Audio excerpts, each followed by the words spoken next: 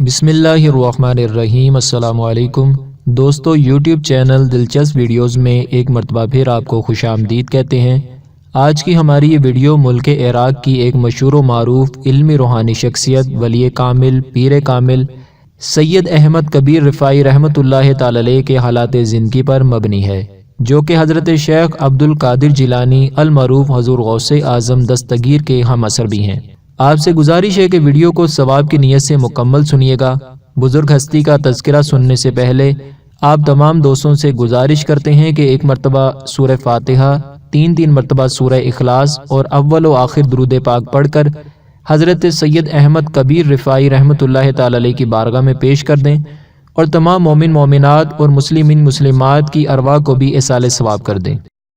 دوستو، اگر آپ نے ابھی تک ہمارا چینل سبسکرائب نہیں کیا تو پلیز ہمارا چینل سبسکرائب کریں اور بیل کے بٹن کو لازمی دبائیں تاکہ آپ کو ہماری نئی آنے والی ویڈیوز سب سے پہلے مل سکیں۔ اللہ تعالیٰ کا کروڑ ہا کروڑ احسان ہے کہ جس نے آسمان ولایت کو روشن ستاروں سے مزین فرما کر ان کی کرنوں سے سارے عالم کو منور فرمایا، نیز قرب الہی کے منازل طے کرنے اور ان کے فیوز و برکات سے مستفیض ہونے کے لیے ان کی تعلیمات سے مخلوق کو راہ ہدایت پر چلنا سکھایا۔ حضرت محی الدین سید ابو العباس احمد کبیر رفاعی حسینی شافعی رحمۃ اللہ تعالی علیہ بھی انہی درخشاں ستاروں میں سے ایک چمکتا ستارہ ہیں۔ حضرت سید احمد کبیر رفاعی رحمۃ اللہ علیہ اپنے مریدین و محبین کی حسن تربیت کے لیے وقتاً فوقتاً شریعت و طریقت کے بہترین رہنما اصول بھی بیان کرتے رہے، چنانچہ آپ کے چند ملفوظات پیش خدمت ہیں۔ حضرت سید احمد کبیر رفاعی رحمۃ اللہ علیہ فرماتے ہیں کہ جو اپنے اوپر غیر ضروری باتوں کو لازم کرتا ہے وہ ضروری باتوں کو بھی ضائع کر دیتا ہے۔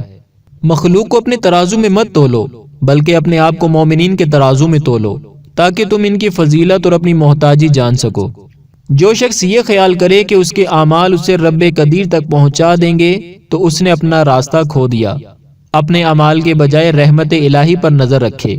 اللہ تعالیٰ سے وہی انسیت رکھ سکتا ہے جو کامل درجے کی طہارت رکھتا ہو۔ اللہ تعالیٰ غوث و کتب کو غیبوں پر مطلع فرما دیتا ہے، پس جو بھی درخت اگتا ہے اور پتا سرسبز ہوتا ہے تو وہ سب جان لیتے ہیں۔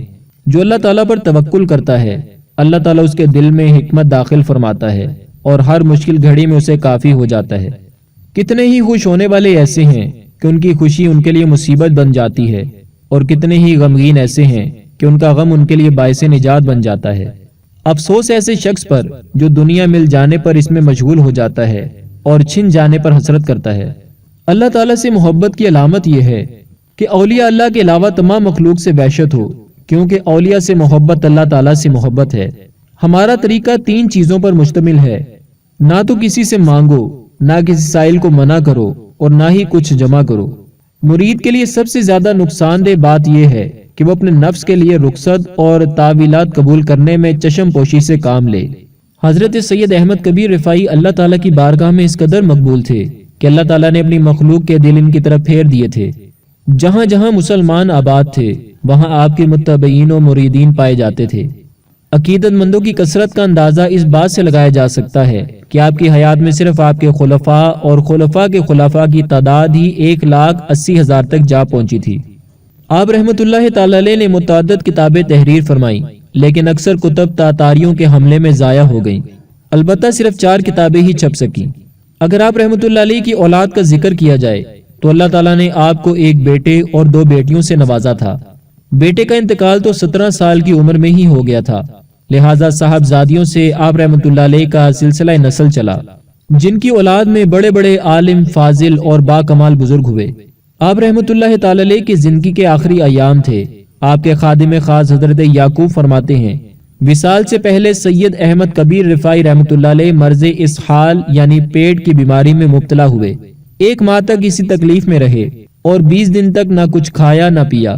نیز زندگی کے آخری لمحات میں آپ رحمت اللہ علیہ پر نہایت رقت طاری تھی۔ اپنا چہرہ اور داڑھی مبارک مٹی پر رگڑتے اور روتے رہتے، اور لبوں پہ یہ دعا جاری رہتی: یا اللہ عفو و درگزر فرما، یا اللہ مجھے معاف فرما، یا اللہ مجھے اس مخلوق پر آنے والی مصیبتوں کے لیے چھت بنا دے۔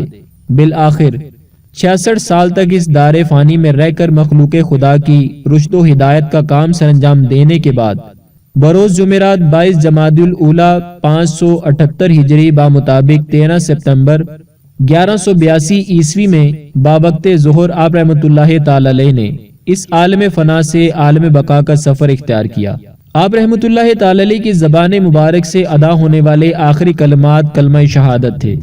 تھوڑی ہی دیر میں بستی ام عبیدہ کے گرد و نواح میں آپ کے وصال پرملال کی خبر مشہور ہو گئی۔ پس پھر کیا تھا، آپ کے آخری دیدار اور نماز جنازہ میں شرکت کے لیے لوگ دور دور سے جمع ہونے لگے، یہاں تک کہ نماز جنازہ کے وقت کئی لاکھ کا مجمع موجود تھا۔ بعد نماز جنازہ خانقاہ ام عبیدہ ہی میں آپ رحمۃ اللہ علیہ کی تدفین کی گئی۔ آج آپ رحمۃ اللہ علیہ کے وصال مبارک کو صدیاں ہو چکی، مگر اس کے باوجود جنوبی عراق میں آپ کا میزان مبارک بے شمار عقیدت مندوں کی امیدوں کا مرکز بنا ہوا ہے۔ دوستو، آج ہمیں حضرت سید احمد کبیر رفاعی رحمۃ اللہ علیہ کا تذکرہ سننے اور کرنے کی سعادت حاصل ہوئی ہے۔ اللہ رب العزت کی پاک اور بلند بارگاہ میں دعا ہے کہ سید احمد کبیر رفاعی رحمۃ اللہ علیہ کے اللہ تعالیٰ درجات بلند فرمائے اور آپ کے نقش قدم پر ہمیں چلنے کی توفیق عطا فرمائے۔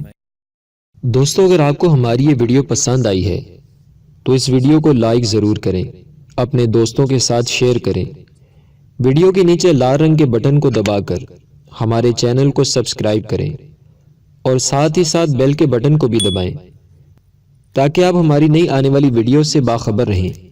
دوستو، ویڈیو دیکھنے کا شکریہ، اپنا بہت سا خیال رکھیے گا۔